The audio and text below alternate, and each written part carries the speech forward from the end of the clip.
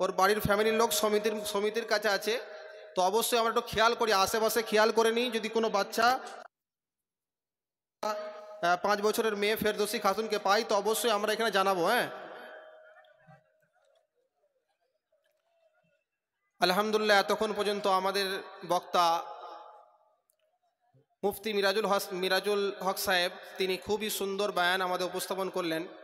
এর পরের বক্তা খুব অল্প সময়, তো জনাব ওসিউল্লাহ ফারুকি কাসিমি সাহেবকে আমি আহ্বান জানাচ্ছি, তিনি তিনার বক্তব্য পেশ করবেন।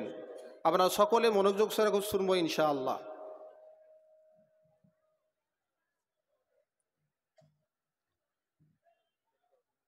আসসালামু আলাইকুম। আউযু বিল্লাহি মিনাশ শাইতানির রাজীম। বিসমিল্লাহির রহমানির রহিম।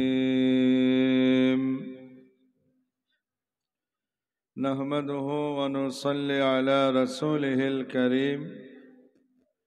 আম্মা বা'দ। فقد قال الله تعالى في كلام المجيد